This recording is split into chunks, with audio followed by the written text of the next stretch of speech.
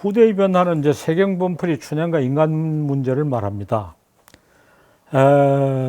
이 셋은 여성을 주인공을 하고 여성 중심으로서 여성의 관심사에서 남녀 관계를 이야기합니다. 그 가운데 세경범풀이는 그 사상사나 문학사의 전개 과정에서 또 한 개의 중심에 놓인 겁니다.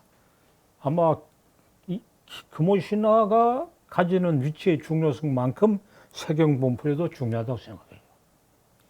근데 금오신화 관심을 가지고 연구하는 사람하고 세경범풀이 관심을 연구하는 사람이 서로 천리말리 모니까 이거를 둘을 비교해서 할 필요는 없어요. 세경범풀이의 주인공은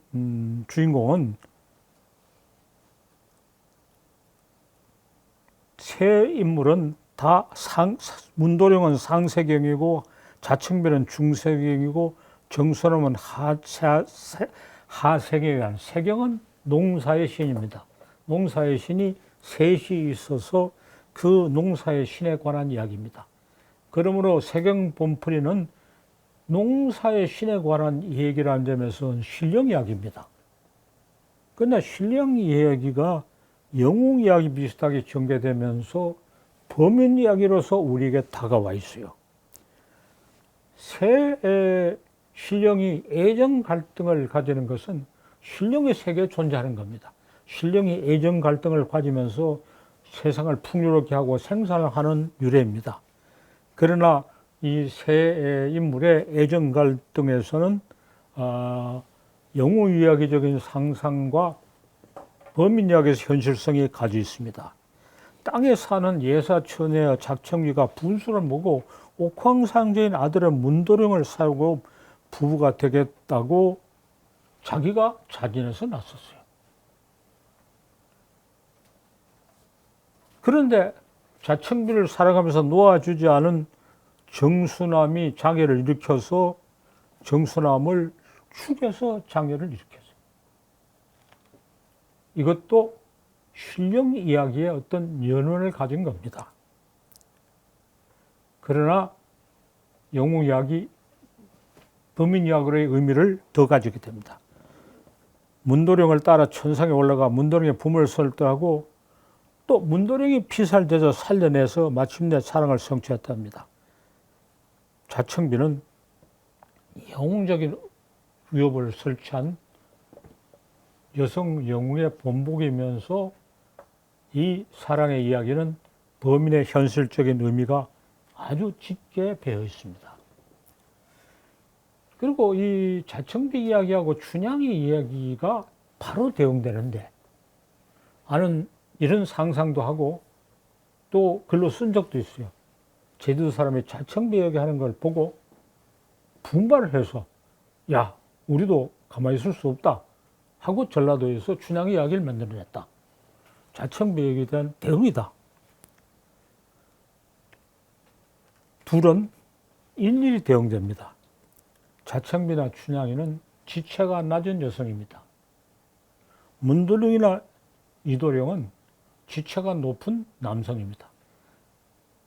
자청비는 자기가 자청해서 문도령을 사랑하지만 춘향은 이도령의 접근을 받아들이는데 이도령은 춘향이를 일시적인 향락의 대상으로 삼았지 사랑이랑은 가당찮아요.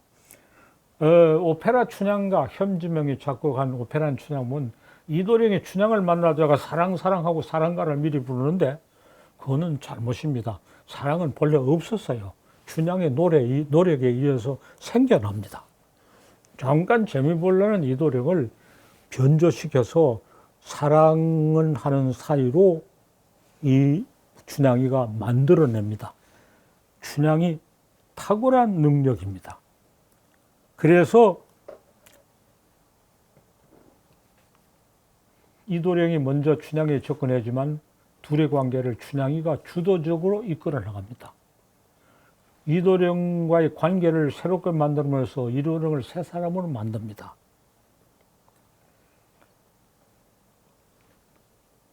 자청비와 문도령의 사이를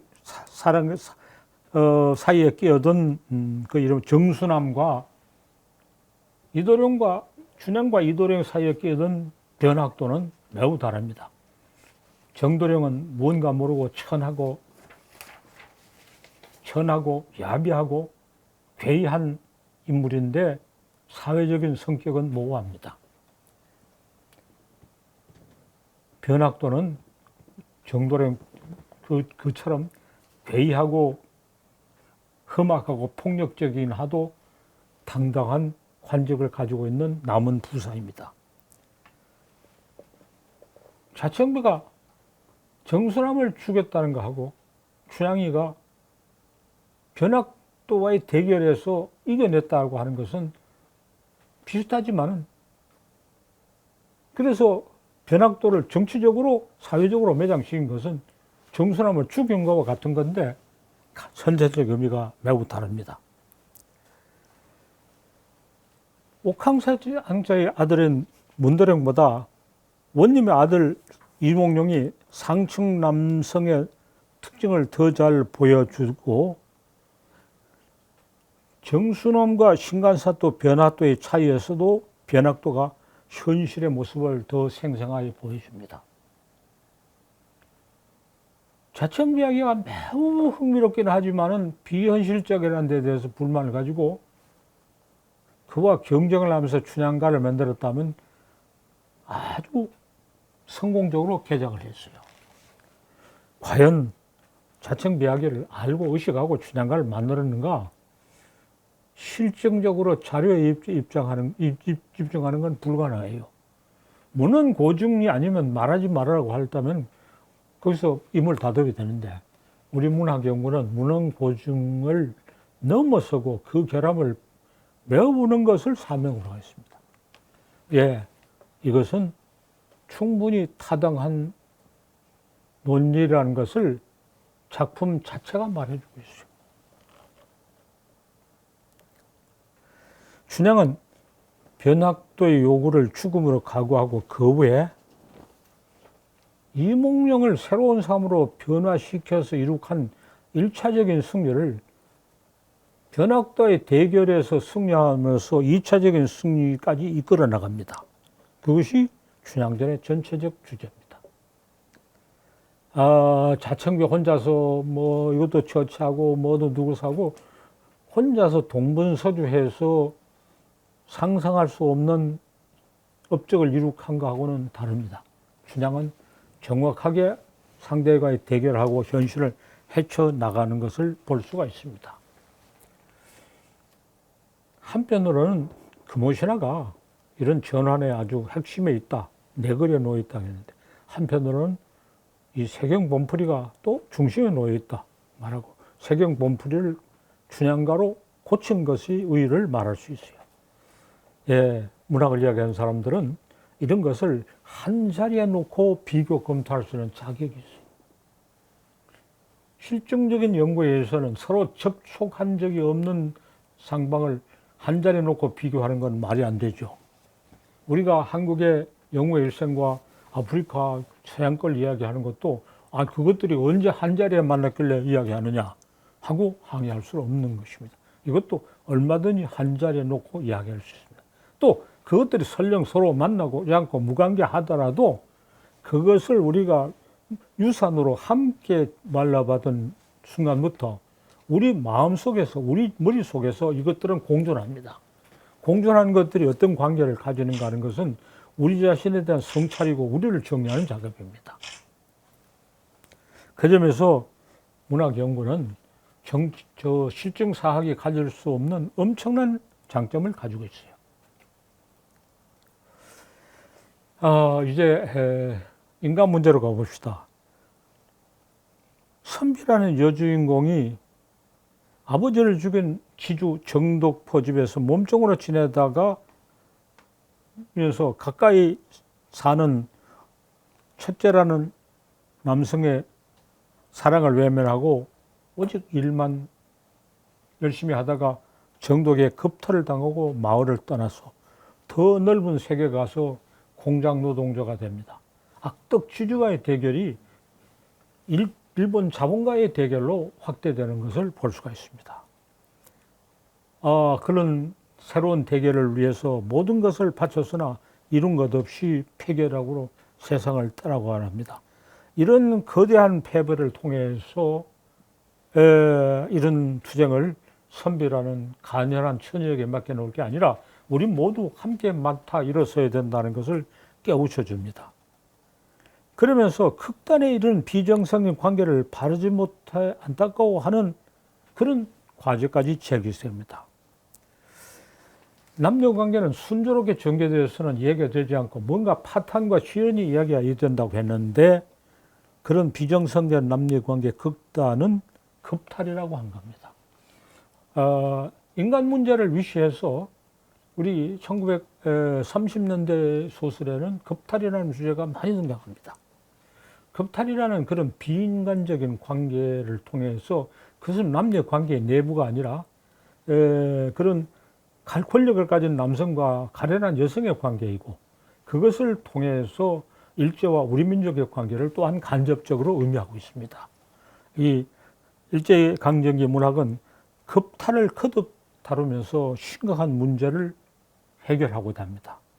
그 피해를 시정하는 과제가 오늘까지 남아있고 그때 우리 상처를 회복하지 못했는데 우리가 일제의 심력을 규탄하면서 사죄하라 배상하라고 하는 게 많이 문제가 아니라 그걸로 인해서 맞은 우리 마음의 상처, 우리가 가지고 있는 의식의 어떤 비뚤어짐 이것을 우리가 내부적으로 스스로 해결하는 것이 더 큰 문제로 남아 있습니다.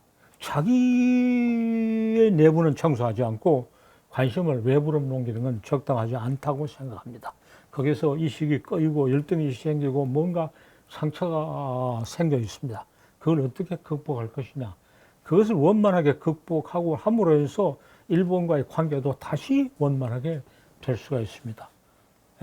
원한에 사로잡혀 있어서 원한에 사로잡혔다는 것은 가해자의 책임도 있지만 피해자가 스스로 저지른 책임도 매우 큽니다. 피해자가 자기의식을 바로잡음으로써 원한을 또 다르게 인간관계를 가질 수 있습니다. 일본을 상대로서 마음대로 욕하면 되는 시대, 욕하는 것을 능사로 삼는 시대를 지내서 현 정부에 들어서고 일본을 향해서 욕하기 시합을 벌이고 욕을 잘하는 사람이 아주 민족의 투사가 되고 욕을 하는 사람이 박수를 받았는데 이제 일본과 다시 가까워질 수 없는 시대가 왔어요. 어떻게 가까워질 것이냐. 욕을 하기는 쉬워도 가까워지기는 더 어려워요. 어떻게 가까워져야 된다. 어떻게 주도적으로 가까워져야 되는가. 우리가 일본을 어떻게 바람직하게 이끌어 나갈 것이냐.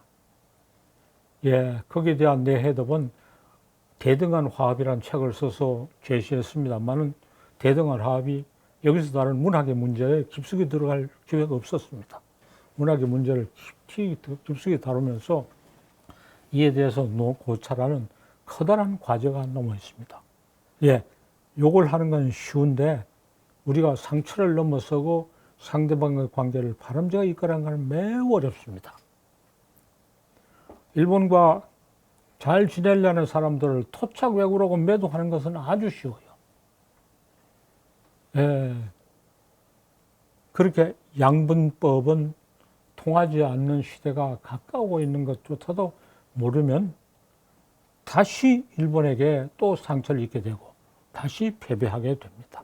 우리가 그것을 딛고 올아서서 바람직하게 이끌어야 합니다. 남녀 관계를 이야기하다가 여기까지 왔습니다. 위안부 문제를 가지고 저렇게 말한 것도 한일 관계에 남녀 관계가 얽혀 있습니다. 이 급탈이라는 문제가 급탈을 어떻게 이겨낼 것이냐, 급탈을 어떻게 치유할 것이냐, 상대방을 타도하고 상대방을 사죄를 받고 배상을 받으면 급탈의 문제가 해결되는가?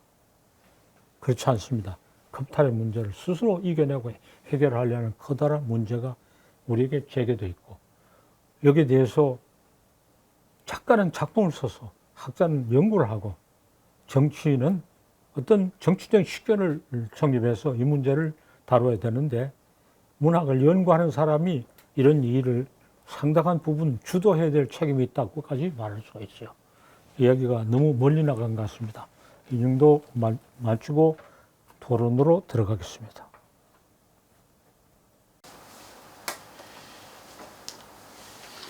일반적으로 이제 강경의 인간 문제는 계층 문제, 남녀의 계층 문제, 그다음에 일본과의 갈등 문제, 대립 문제 이런 수준에서 얘기를 하는데 여기까지 얘기하는 것은 혹시 전혀 새로운 예, 더 심층적인 이야기죠. 예, 심층적인 더 심층적인 이야기죠.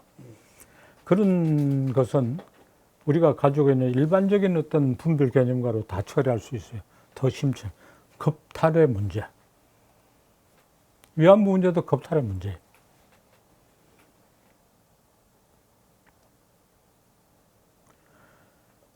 겁탈당한 여성을 끝없이 피해자라고 이야기하면서 피해를 보상한다고 하는 것으로 겁탈 문제는 해결되지는 않아요. 그건 참 굉장히 중요합니다. 네? 그렇기 때문에 예. 위안부 문제는 계속 그렇죠. 그렇죠. 사과를 예, 예. 그건 해결되지 않아요. 예. 우리는 겁탈당했음으로 인해서 여성의 어떤 사람됨이 완전히 파괴돼서 재생 불가능하다고 하는 생각을 바꿔야 돼요. 겁탈은 교통사고를 당한 것과 별로 다르지 않은 거예요. 교통사고를 당했다고 그 인물의 그 인격이 파괴돼서 재생 불가능하다. 평생 가해자를 원망하고 살아야 된다. 이런 말을 할 수 없잖아요.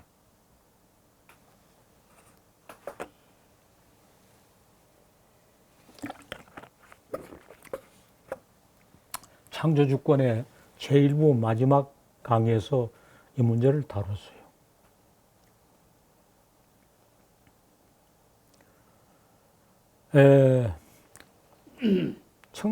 병자호란 때 청나라에 잡혀간 여성들을 환향녀라 했어요. 환향, 고향으로 돌아온. 그 말이 종에서 환향년이라고 해서 정도를 잃은 여자를 환향녀라 하는데, 공식, 비공식의 전승이 있어요. 공식의 전승에서는 많은 돈을 주고 노력해서 여성을 데려왔어도 남편이 버리고 시아버지가 내쳐서 그 여성은 끝없이 불행해졌어요. 용서하지 않은 거예요. 도덕적으로 매우 준엄하죠. 민간 설화는 어떻게 되느냐. 국왕의 명에서 저 서대문 밖에 큰 가마초 들고 오는 사람 다 목욕을 해라. 이 이후에 뭐라고 말하는 남들은 전부 국법으로 다스린다고 국왕이 엄명했다고 하는 것은 역사적 사실이 전혀 아닌 설화적 창작입니다.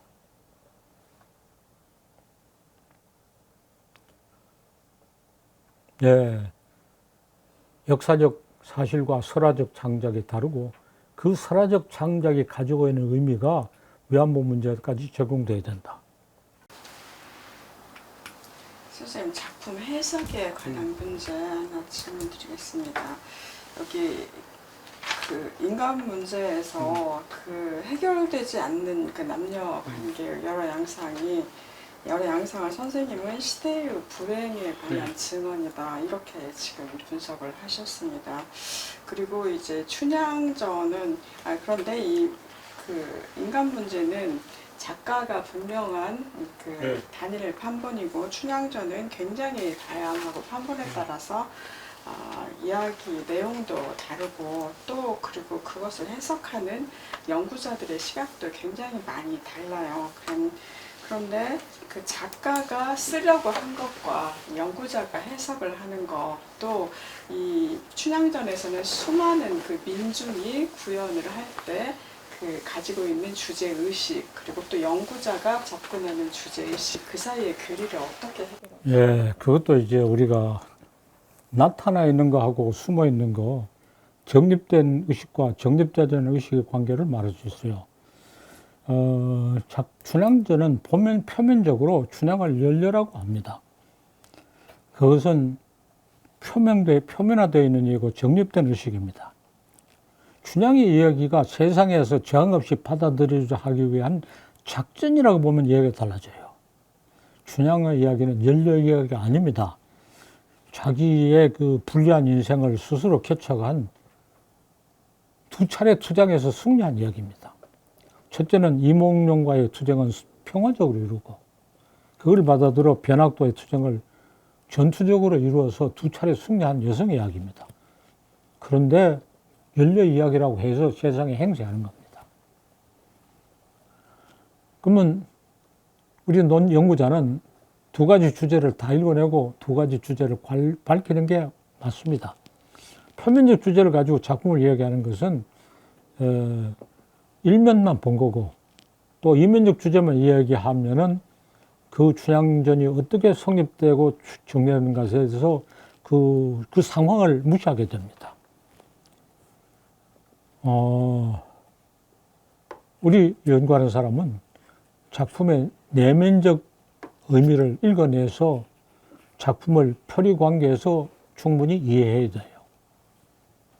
내면적 주제를 읽어내지 못하는, 이면적 주제라고도 말했는데 읽어내지 못하는 것이 대부분의 연구자들의 태도입니다. 아까 그 이야기를 좀 더 보십시다. 오늘의 이야기는 위안부 피해자의 여성이 돌아왔을 때 여성으로서 정상적인 삶을 살고 떳떳하게 살도록 했다면 그것이 승리입니다. 버려진 존재라고 생각하고 더럽혀졌다고 생각하고 하는 우리의 의식이 일본 군국주의자들에게 그 여성에게 지킨 피해 못지않게 피해를 끼친 거예요. 마치 문둥이 취급하는 거예요. 그래 놓고 계속해서 악악되는 거예요.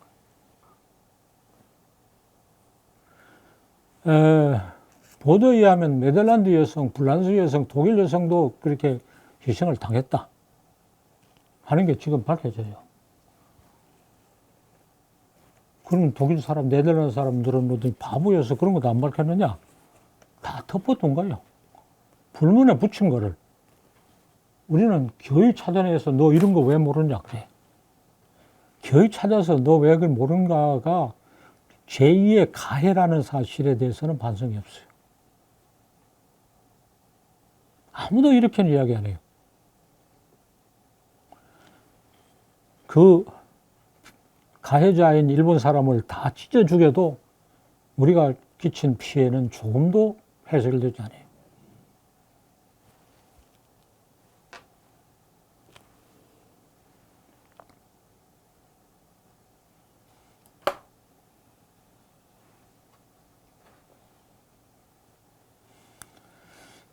정독하게 이 여주인공이 겁탈당했다는 것만이 문제가 아니라 자기를 사랑하는 첫째와의 관계를 정상적으로 이루지 못한 데 문제가 더 있는 거예요. 비정상은 둘인데 겁탈당한 비정상하고 사랑을 받아들여 이루지 못한 비정상이 두 개가 있어요. 두 번째 비정상이 더 큰 비정상이라고 말해야 돼요.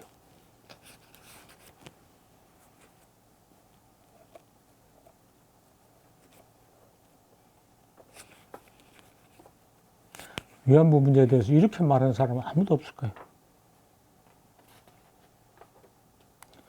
요즘 그래 서양 여자들도 당했다는 걸 밝혀내가지고 굉장히 의기양양한데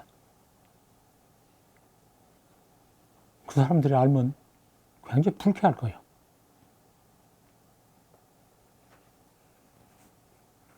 너희들도 복수에 가담해달라고.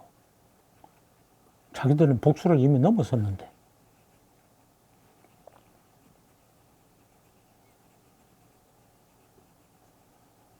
계속 과거를 들춰내가지고 그 여자들을 계속 창피를 주고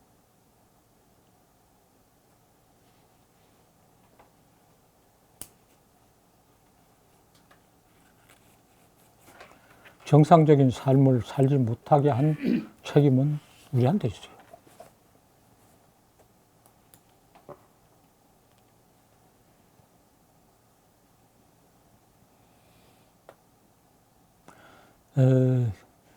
오영훈 선생님이 다룰 만한 주제죠. 이때 시설에는 겁탈의 문제, 겁탈 자체의 문제보다도 겁탈의 문제를 해결하지 못한 문제가 더 크다.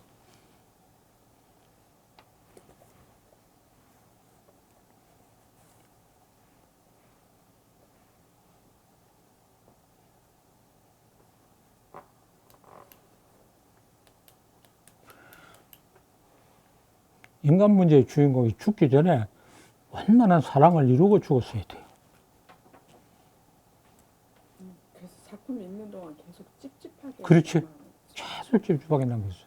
그래야므로써 그 지주나 일제에 대한 분노를 더 자극할지는 몰라도 분노를 자극하는 것이 문제가 아니라 우리의 역량을 늘리는 게 더 문제.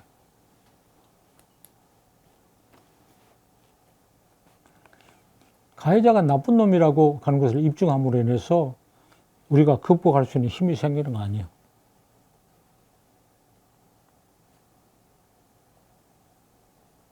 우리가 더 큰 힘을 가지고 가해자를 용서해 주는 데까지 가야 돼. 우리가 더 큰 힘을 가지면 용서해 줄 수 있어요. 용서해 준다는 건 상대방을 가련하게 생각하는 마음이 개재됐을 때, 너 참 불쌍하다. 자, 일본 사람을 불쌍하게 생각하자고 하면 옛날 편에 그러지 하늘 뭐라고 하는 식으로 말도 안 된다고 생각하죠. 예, 우리가 일본 사람을 가련하게 생각할 때가 왔어요. 일본이 지금 막 무너져 내려가고 있어요. 박수를 치지 말고 가련하게 생각하고 어떻게 해서 좀 도와줄.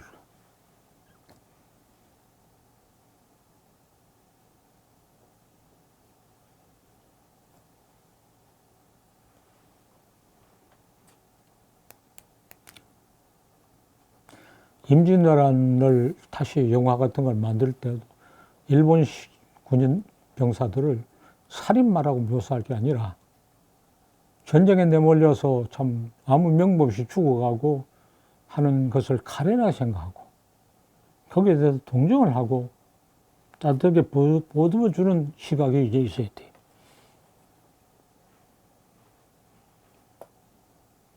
완전히 무슨 살인마처럼만 그리고 있어요.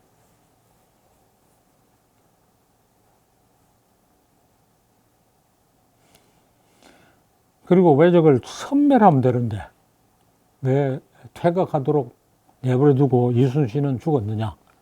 응? 이순신이 좀 나가면 완전히 섬멸할 수 있었는데 왜 퇴로를 열어줬느냐 하고 의문을 제기했어요. 당연히 퇴로를 열어줘야 되죠. 섬멸하면 일본 침략을 하러 온 일본보다 더 나쁜 놈 돼요.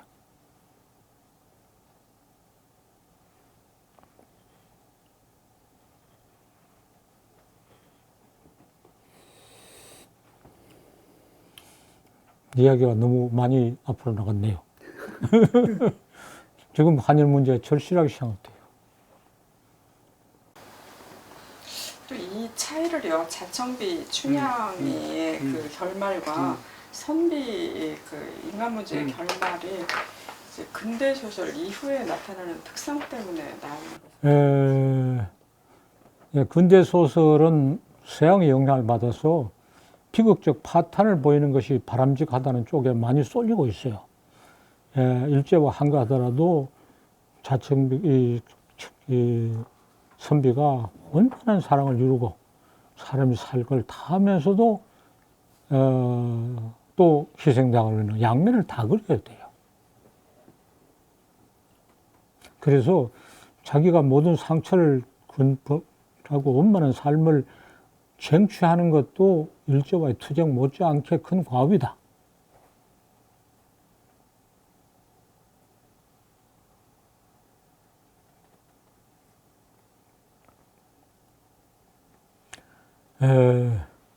자, 일본을 가엾게 생겨서 도와줘야 된다고 말하면 다 우습도 하겠죠. 한일 학문의 선진화 방안을 비교하면서 긴 논문을 쓰면서 야, 어떻게 하면 일본을 좀 도와줄 수 있는가 하고 생각하고 당신들도 이렇게 하면 되지 않겠냐고 말하면서 그 글을 끝내요. 그것은 그만큼 우리가 우위에 있다는 것입니다. 우위에 있지 않고는 그런 생각할 수 없어요. 우리가 우위에 있는 게 이기는 거지. 상대방의 복수를 하면 이기는 게 아니에요. 복수라는 거는, 복수라는 것은 약자가 하는 태도예요.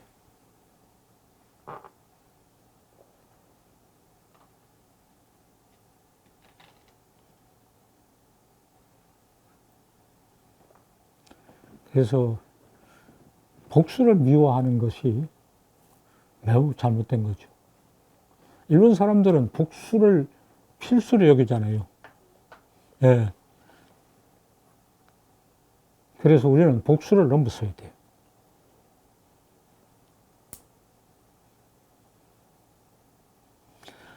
이런 문제까지 우리가 문학을 연구하는 사람이 다룰 거냐? 예. 문학을 연구하는 사람이 다루어야 될 다른 분야에서는 연구하지 못해요.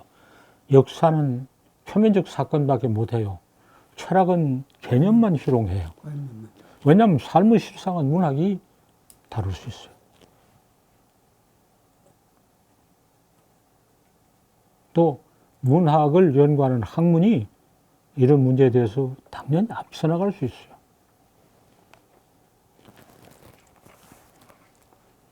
자, 오늘의 강의는 여기서 마치겠습니다.